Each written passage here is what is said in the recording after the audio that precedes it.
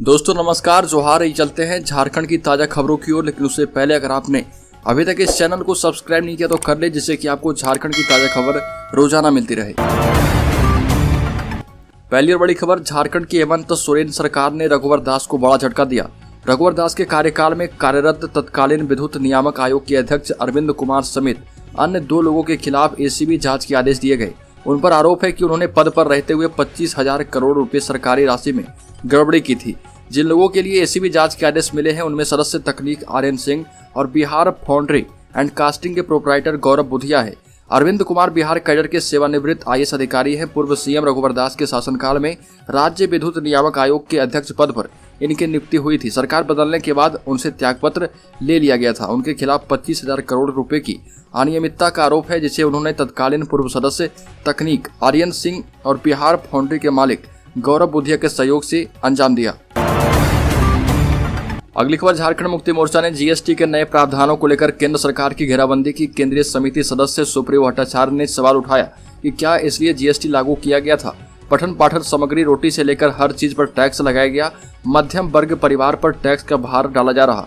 25 kilo तक चावल का पैकेट लेने और 10 किलो के आटा पर टैक्स देना पड़ेगा, लेकिन 50 किलो लेने पर टैक्स नहीं लगेगा। यानी बड़े लोगों के लिए टैक्स से छूट और छोटे लोगों के लिए टैक्स की मार का प्रावधान केंद्र सरकार ने किया है। 1 लीटर तेल पर टैक्स लगाया गया, लेकिन 15 लीटर तेल लेने पर टैक्स नहीं लगाया गया। झारखंड मुक्ति मोर्चा ने आरोप लगाया कि जीएसटी का मतलब होता है वन नेशन वन टैक्स, लेकिन केंद्र सरकार ने हर वस्तु पर अलग अलग तरह के टैक्स लगा दिए। अगली खबर, मुख्यमंत्री हेमंत सोरेन ने कहा कि अदालतों के लंबित मामलों के निष्पादन में सरकारी अधिवक्ताओं एवं थानों के द्वारा अलर्ट मोड में काम करने की जरूरत है। ये भी कहा कि अदालतों में लंबित मामलों की संख्या लगातार बढ़ रही है। इसकी वजह इन मामलों से संबंधित अधिकारियों के द्वारा कहीं न कहीं लापरवाही बरता जाना है। हेमंत सोरेन ने कहा कि केसों के अनुसंधान में तेजी लाने की जरूरत है, ताकि अदालतों में इसका निष्पादन समय पर हो सके। मुख्यमंत्री हेमंत सोरेन ने जय पार्टी के द्वारा सभी जिला न्यायालयों के तैयार किए गए विधि पोर्टल के संबंध में प्रेजेंटेशन के क्रम में ये बातें कही। अगली खबर, झारखंड मुक्ति मोर्चा सांसद बोली सनातन से अलग है देश के आदिवासियों की पूजा और प्रथाएं, सरना धर्म को मिले मान्यता। झारखंड मुक्ति मोर्चा की नवनिर्वाचित राज्यसभा सांसद महुआ माझी ने कहा कि केंद्र को सरना कोड को देश के आदिवासियों के धर्म के रूप में मान्यता देने की लंबे समय से चली आ रही मांग को स्वीकार करना चाहिए, क्योंकि उनकी पूजा और धार्मिक प्रथाओं का अपना तरीका है।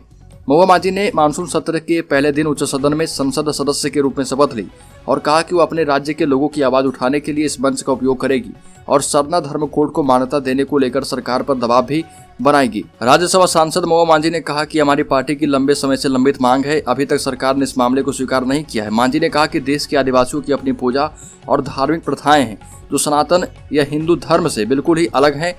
महुआ माझी ने कहा कि हर समाज का अपना स्वाभिमान होता है। उन्हें लगता है कि उन्हें वैसे ही रहने दिया जाना चाहिए जैसे वो हैं। अगली खबर, झारखंड के स्वास्थ्य मंत्री बन्ना गुप्ता ने केंद्रीय स्वास्थ्य मंत्री को पत्र लिखकर जलसहिया दीदी का मानदेय बढ़ाने की मांग की और कहा कि सहिया दीदियों को मिलने वाली प्रोत्साहन राशि काफी कम है। झारखंड के स्वास्थ्य मंत्री बन्ना गुप्ता ने केंद्रीय स्वास्थ्य मंत्री मनसुख मांडविया को चिट्ठी लिखी।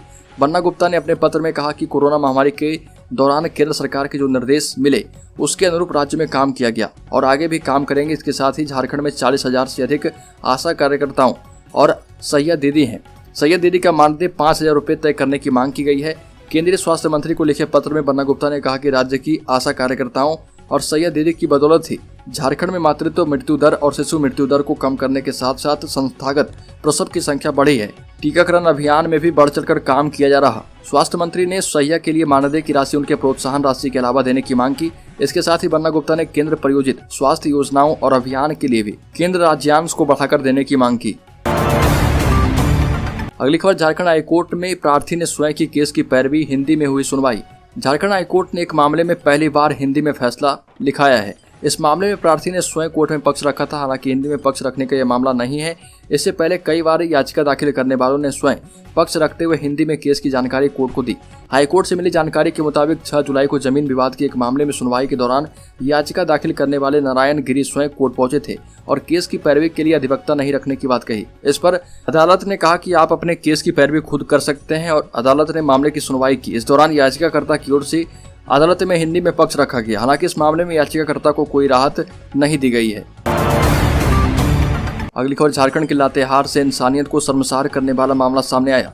यहाँ महिला मरीजों ने मुख्य चिकित्सा अधिकारी डॉक्टर हरेन चंद महतो पर अल्ट्रासाउंड के बहाने 2 किशोरियों के साथ अश्लील हरकत करने का आरोप लगाते हुए शिकायत दर्ज कराई है। पुलिस सूत्रों ने बताया कि सीएमओ पर आरोप है कि वह अपने निजी आवास पर अल्ट्रासाउंड करने के बहाने युवतियों के संग अश्लील हरकत करता था।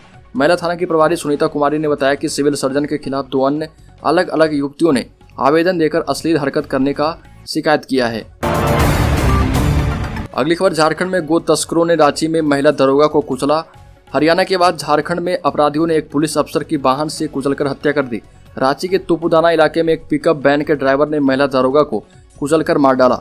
घटना देर रात करीब 3 बजे की बताया जा रहा कि रात 2 बजे संध्या टोप्पो को सूचना मिली कि जानवरों से लदा एक पिकअप वैन उनके इलाके से निकलेगा। इसके बाद उन्होंने गाड़ियों की चेकिंग शुरू की। वो एक कार की चेकिंग के बाद पिकअप वैन को रुकवा ही रही थी, तभी वो उन्हें कुचलते हुए तेज रफ्तार में निकल गया। संध्या टोप्पे के साथ रहने वाले 2 सिपाही भी चेकिंग के दौरान मौजूद थे। घटना के बाद पुलिस पिकअप वैन का पीछा करने लगी। थोड़ी दूर जाकर पिकअप वैन पलट गई। पुलिस ने उसमें सवार ड्राइवर समेत 2 लोगों को पकड़ा है। उनसे पूछताछ की जा रही है। संध्या टोप्पो का शव राजधानी स्थित रिम्स में लाया गया है। अगली खबर, देश भर में इस बार मानसून का बदला तेवर दिख रहा है। झारखंड, असम, महाराष्ट्र में जहां बाढ़ है, वहीं झारखंड समेत बिहार, उत्तर प्रदेश में सामान्य से भी कम बारिश है। झारखंड में तो कमी का आंकड़ा 50% तक पहुंच गया है। मौसम वैज्ञानिकों के अनुसार लगातार घटते जंगल, ग्लोबल वार्मिंग और पूरे मानसून सिस्टम को प्रभावित कर रहा। बंगाल की खाड़ी में मानसून सिस्टम कम बन रहा, हवाओं की दिशा में भी बदलाव आया है। इस कारण किसी राज्य में तेज बारिश, बाढ़ तो कहीं हल्की बारिश हो रही है। झारखंड में इस सीजन 17 ऐसे पूर्वानुमान रहे जो समुद्री हलचल और स्थानीय परिस्थितियों में बदलाव के कारण सटीक नहीं रहे। मानसून के भ्रमजाल का परिणाम यह है कि राज्य में बारिश की कमी 40%, तो राज्य में 45 से बढ़कर 49% तक बारिश की कमी हो गई है। अगली खबर, मुख्यमंत्री हेमंत सोरेन के विधायक प्रतिनिधि पंकज मिश्रा का झारखंड के संताल क्षेत्र में काफी दबदबा रहा। कहा जाता है कि उनकी मर्जी के बिना संताल इलाके में कोई भी कारोबारी धंधा नहीं करता था। अवैध खनन करने वाले पंकज मिश्रा के दरबार में हाजिरी लगाते थे। झारखंड की भ्रष्ट IAS पूजा सिंघल की गिरफ्तारी के बाद से ही पंकज मिश्रा ईडी यानी प्रवर्तन निदेशालय के निशाने पर आ गए थे। पूजा सिंघल के मामले में जब जिला खनन पदाधिकारियों से पूछताछ होने लगी तो हर किसी के जुबान पर बस पंकज मिश्रा और पूजा सिंघल का ही नाम था। अब पंकज मिश्रा होटवार जेल पहुंच गए हैं, जहां पर पहले से ही पूजा सिंघल और CA सुमन कुमार मौजूद हैं। अगली खबर, बदलने वाला है झारखंड के सरकारी स्कूलों के पोशाक का रंग। आपको बता दें कि राज्य के सरकारी स्कूलों में कुछ दिनों पहले घोषणा हुई थी कि बच्चों के पोशाक बदले जाएंगे और इस पर अब काम शुरू हो चुका है। राज्य के सरकारी स्कूलों के बच्चों की पोशाक के रंग अब बदले जाएंगे। झारखंड शिक्षा परियोजना की ओर से इस संबंध में सभी जिलों को दिशा निर्देश भेजा गया है। परियोजना की ओर से जिलों को भेजे गए पत्र में कहा गया कि शैक्षणिक सत्र 2022-23 से नए रंग की पोशाक उपलब्ध कराई जाएगी। जिलों को भेजे गए पत्र में कहा गया कि फिलहाल स्वेटर का रंग निर्धारित नहीं किया गया है। स्वेटर का रंग निर्धारित होने के बाद जिलों को अलग से जानकारी दी जाएगी। उल्लेखनीय है कि पोशाक के लिए जिलों को राशि उपलब्ध करा दी गई है। राज्य में हरी और नीली रंग की पोशाक बन सकती है। आगे खबर, विदेश मंत्री S जयशंकर ने कहा कि श्रीलंका की हालत बेहद गंभीर है। मुफ्त की रेवड़ी संस्कृति पर सबक लेने की जरूरत।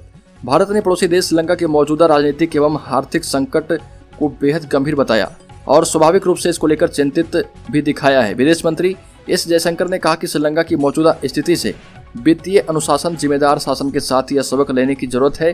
भारत जैसे देशों में मुफ्त में रेवड़ियां बांटने वाली पार्टी जो नहीं होनी चाहिए।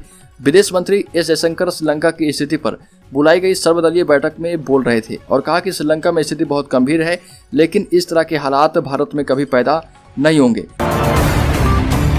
अगली खबर, केंद्रीय मंत्री नित्यानंद राय ने कहा कि ISIS और अलकायदा जैसे आतंकवादी समूहों के द्वारा फैलाया जा रहा कट्टरपंथ दुनिया भर के देशों के सामने एक बड़ी समस्या बनकर उभरा है और कुछ विदेशी एजेंसियां भारत में भी लोगों को कट्टर बनाने के प्रयास कर रही है। लोकसभा में नित्यानंद राय ने कहा कि हालांकि विभिन्न कारकों के कारण देश की जनसंख्या की तुलना में भारत में कट्टरपंथी विचारधाराओं के प्रति झुकाव बहुत कम है। एक सवाल के जवाब में मंत्री ने कहा कि सरकार लोगों को कट्टरपंथी प्रयासों से दूर रखने के लिए कई उपाय कर रही।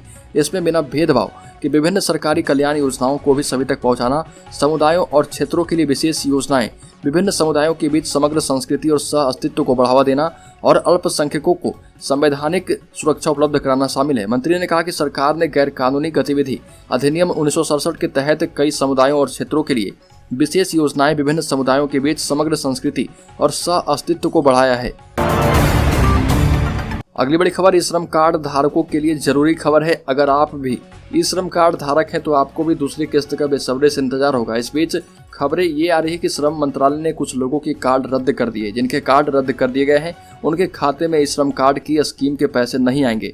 गौरतलब है कि ई श्रम कार्ड स्कीम के तहत लोगों को हर महीने 500 रुपए की किस्त 2 लाख तक का बीमा, घर बनाने के लिए मदद जैसी कई सुविधाएं हैं। ऐसे में काफी संख्या में लोग इस कार्ड को बनवा चुके हैं और अब भी कई लोग इसके लिए पंजीकरण कर रहे हैं। ई श्रम कार्ड रखने वालों को बुढ़ापे में पेंशन देने की भी व्यवस्था सरकार करेगी। अगली खबर, चीन ने डोकलाम के पास बनाया नया गांव। चीन भूटान के रास्ते भारत को घेरने की तैयारी कर रहा। सैटेलाइट तस्वीरों में इसका खुलासा हुआ है। इसमें पता चला कि चीन ने डोकलाम से 9 किलोमीटर दूर भूटान के अमोचू घाटी में गांव बसा लिया। भूटानी इलाके में मौजूद इस गांव का नाम चीन ने पगंडा रखा। इस गांव के निर्माण की तस्वीरें नवंबर 2019 में आई थी। अब ये गांव पूरी तरह से आबाद है। लगभग हर घर के आगे कार दिखाई दे रही। पगंडा के पास ये ऑल वेदर रोड है जो चीन ने भूटान की जमीन पर कब्जा करके बनाई है। यह रोड तेज बहाव वाली अमोचू नदी के किनारे है जो भूटान के 10 किलोमीटर अंदर है। डोकलाम वही जगह है जहां साल 2017 में चीन और इंडियन आर्मी का सामना हुआ था।